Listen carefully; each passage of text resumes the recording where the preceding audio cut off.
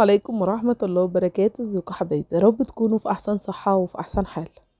النهاردة ان شاء الله بإذن الله نفتح قراءة برج العذراء، وان شاء الله بإذن الله خلال العذراء. قبل ما ندخل في القراءة احب انبه عليكم لا يعلم الغيب الا الله سبحانه وتعالى. الفيديو مسجل ولكن الطاقة جديدة. النهاردة التلات 12 ديسمبر 2023. بتمنى منكم متنسوش اللايك، واللي لأول مرة يشوف القناة يشترك في القناة ويفعل كلمة الكل عشان يوصلك كل جديد مننا. يلا نسمي ونصلي على رسول الله عليه أفضل الصلاة والسلام ونفتح القراءة. بسم الله بسم الله ولا حول ولا قوة إلا بالله العلي العظيم. بسم الله. اللهم صل وسلم وبارك على نبينا محمد وعلى آله وصحبه أجمعين. بسم الله ولا حول ولا قوة إلا بالله. برج العذراء، انت عندك اتمام امر هنا يا برج العذراء، في عندك امر مهم هيتم. تمام، فان شاء الله باذن الله عندك اتمام امر يا برج العذراء.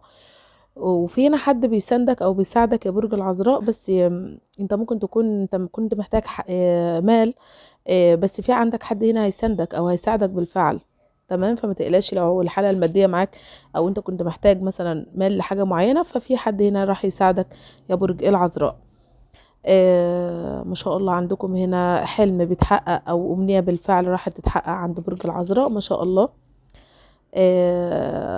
قويت انت يا برج العذراء على شخص كنت انت مش كنت انت يعني حاسس بدونه ومن غيره، يعني ان انا مش هعيش مش هكمل الحياة خلاص وقفت على كده. لا، برج العذراء قوي وفاق وزي ما بيقولوا وقف على رجله. وقويت يا برج العذراء، قويت قوي الفترة دي. طيب بص يا برج العذراء، انت في حد في قاعدة، يعني انا اللي بقول لك يا ريتك ترفض القعدة دي او ما تقعدهاش، لان القعدة ده هتكون مش لصالحك، او النقاش ده او اي جدال الفترة دي مش هيكون لصالحك انت يا برج العذراء. لان في حاجات ناقصة، ممكن تكون ورق مستندات حاجة زي كده، او ممكن تكون انت مش هتعرف تحكي وتتكلم، فالقعدة دي اجلها دلوقتي، اجلها. طيب ولو جينا مثلا قلنا في جلسة او في قضية وانت حد بيسمعني محامي، لان في ناس بتتابعني برضو محاميين على فكرة. طب لو انت محامي مثلا، لان كان في حد كان كاتب لي كده في الكومنتات. طيب لو انت حضرتك دلوقتي بتقول لي اللهم صل وسلم وبارك على نبينا محمد،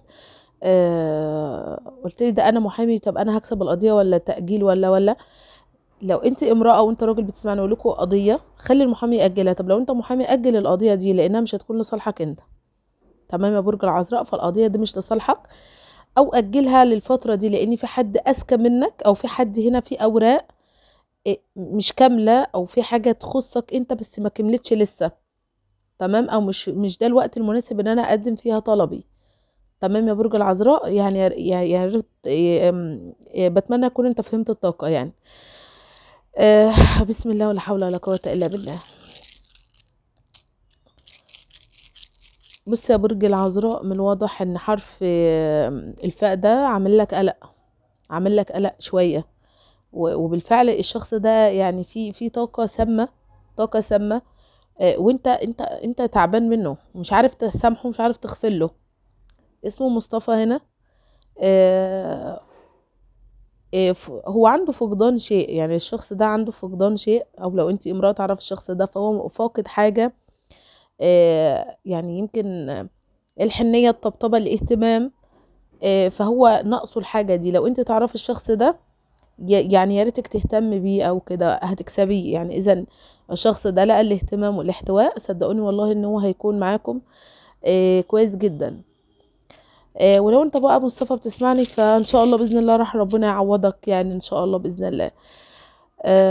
حرف السين متكرر يا جماعه عندكم، وحرف الميم وحرف الراء وحرف العين وحرف الغين، واسم غدا بالفعل هنا موجود، واسم طاهر، واسم صباح، واسم منى، واسم هدير،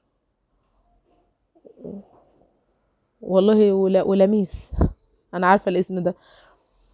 طيب بص يا برج العذراء، انتوا فاقدين حاجه بالفعل او بتتمنوا حاجه. والله ان شاء الله باذن الله راح تجيلكوا، يعني اللي انتوا بتتمنوه، لان في حد هنا حزين قوي على وضعه.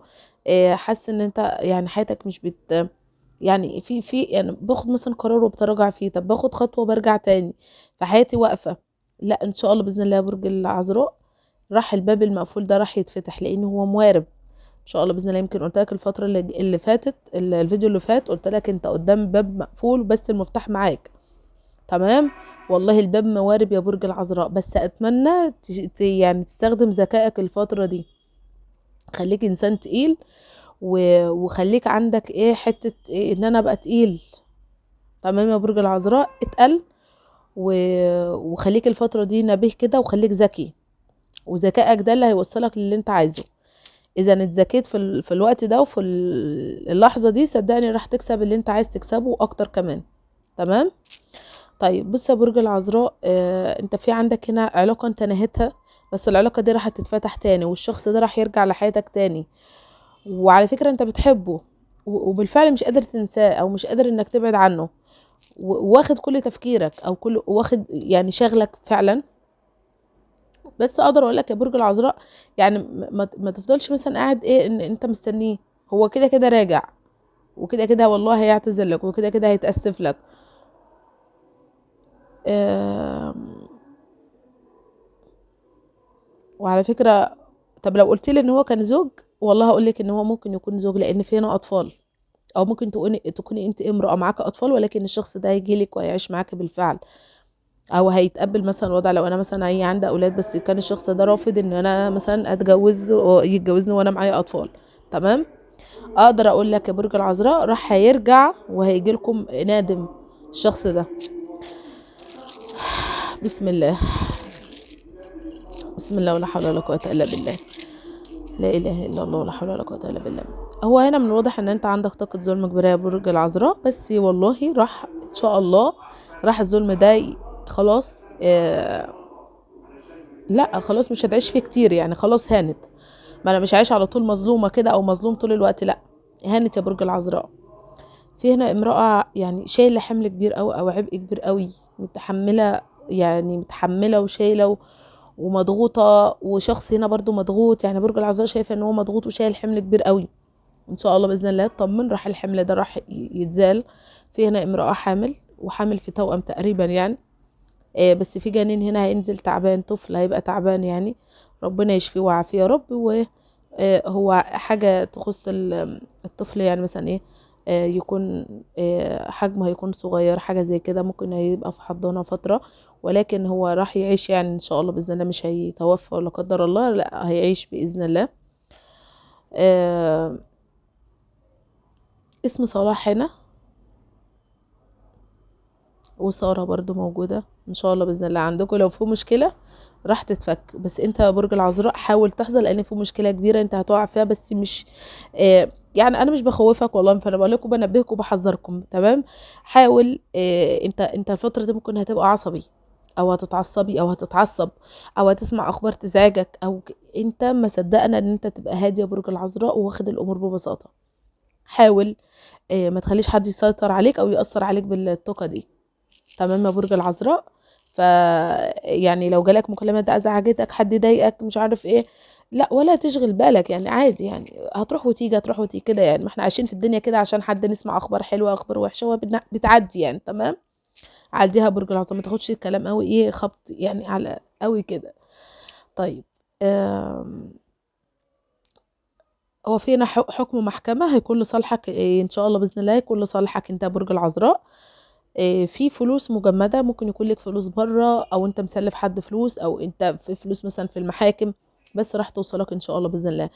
في شهر واحد هتستلم دفعة من الفلوس على فكرة، او في شهر واحد هتخلص اوراق مهمة تخص فلوس.